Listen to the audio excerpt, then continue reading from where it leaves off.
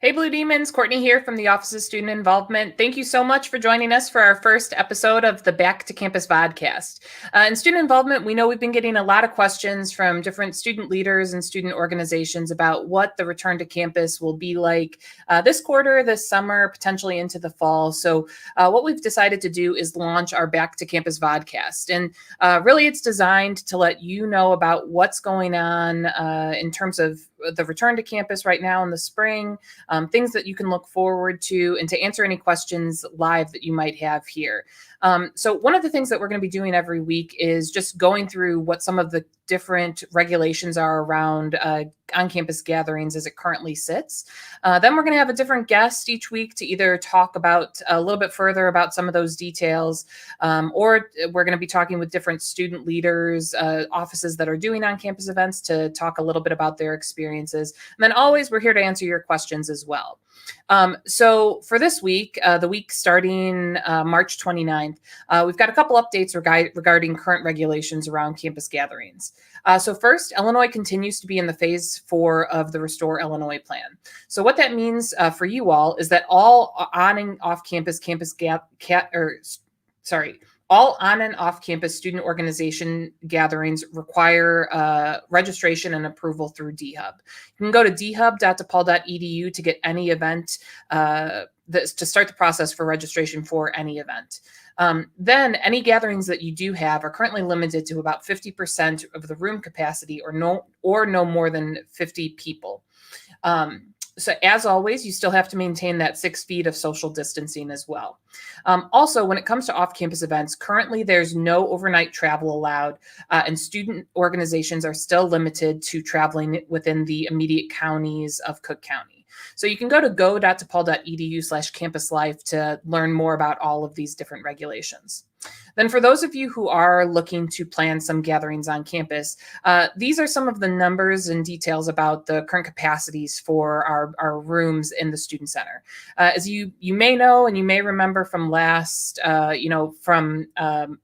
February 2020 and before, we're used to having a lot more people in these facilities and venues, and we just can't do that quite yet.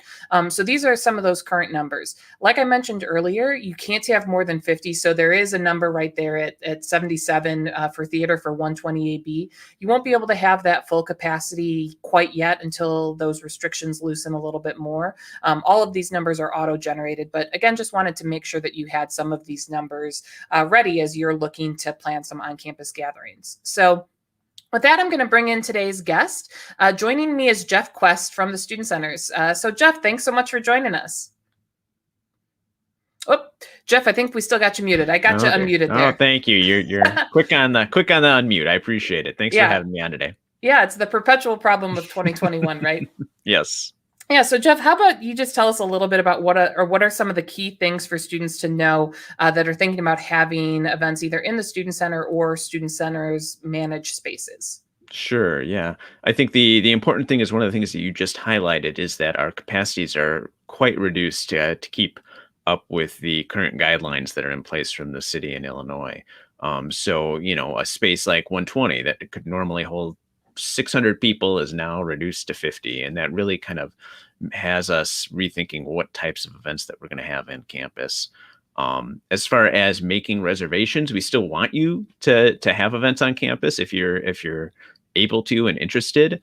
And I think right now, normally we'd have folks go through EMS to make their reservations. That's our room reservation process software. But for now, since we are looking at events to place them in the proper place that'll fit based on capacities and things like that, we're recommending folks work with Ida Atzbaha, who's our Assistant Director of Internal Events, and email those requests directly to studentcenters@depaul.edu.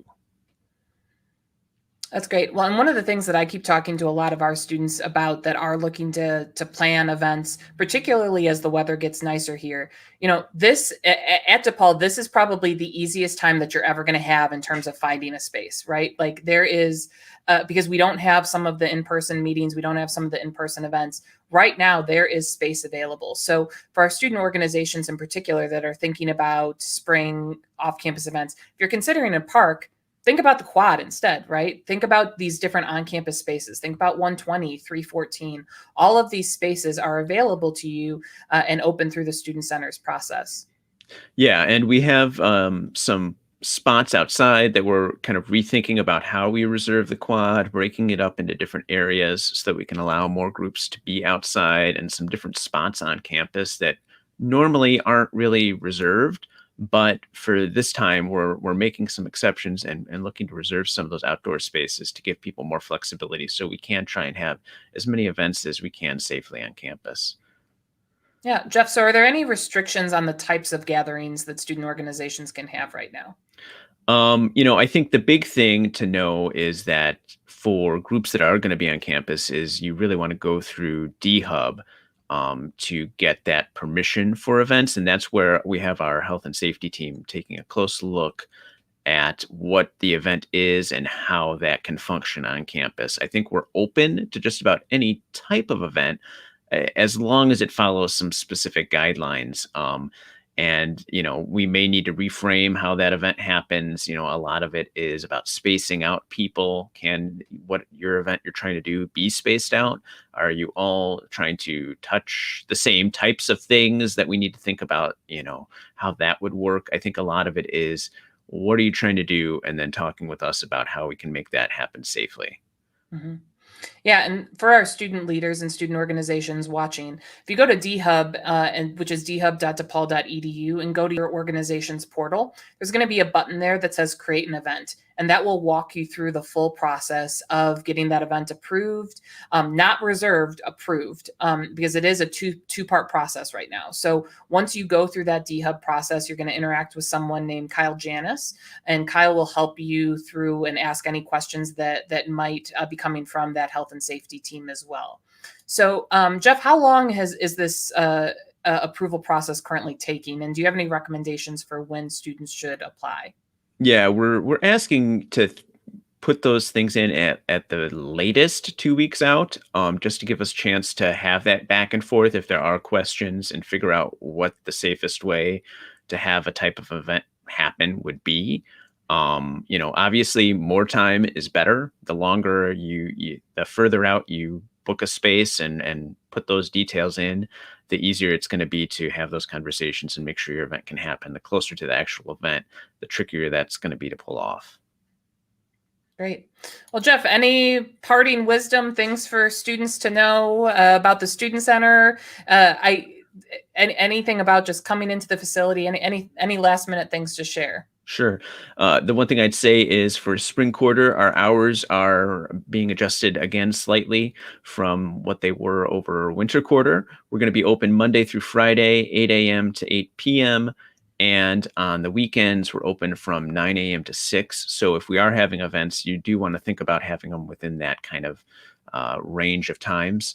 And so that would be something important for folks to think about. We're also still requiring that folks coming into the Student Center are wearing masks, that they have completed the Campus Clear app to get into the building.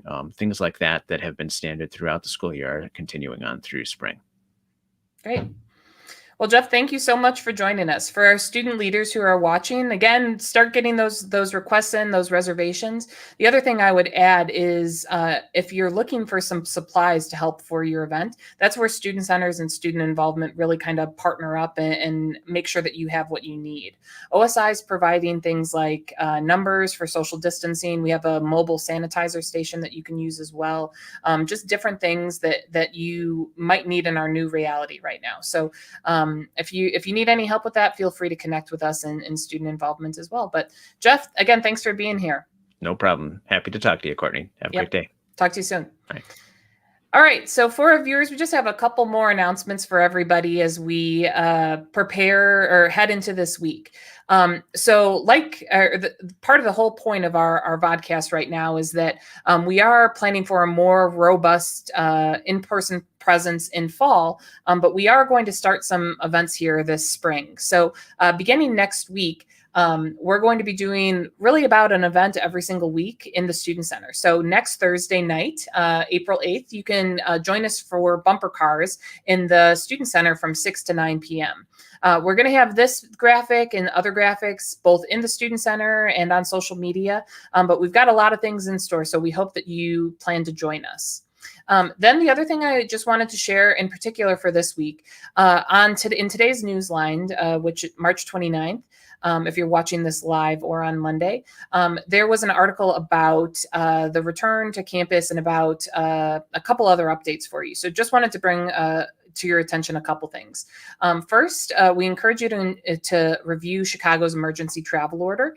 As you know, they're updating that bi-weekly. So just want to make sure if you're traveling at all, you are up to date on those new updates.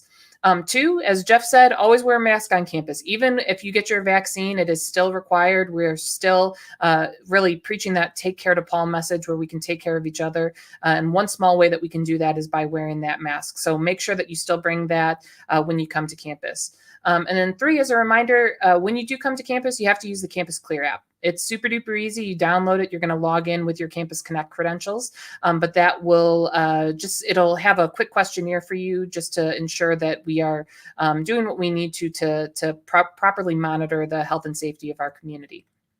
But outside of that, you can continue to find updates about what's going on with the return to campus at go.depaul.edu/campuslife.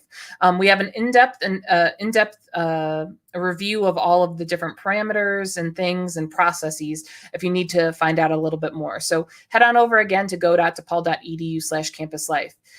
But thank you so much for joining us for this first iteration of our Back to Campus Vodcast. We'll be here Mondays throughout spring quarter at 4:15. If you have any comments, questions, or if you want to hear from people specifically, feel free to shoot us an email at involvement@depaul.edu. But until next week, we hope you stay safe, Blue Demons. Bye-bye, everybody.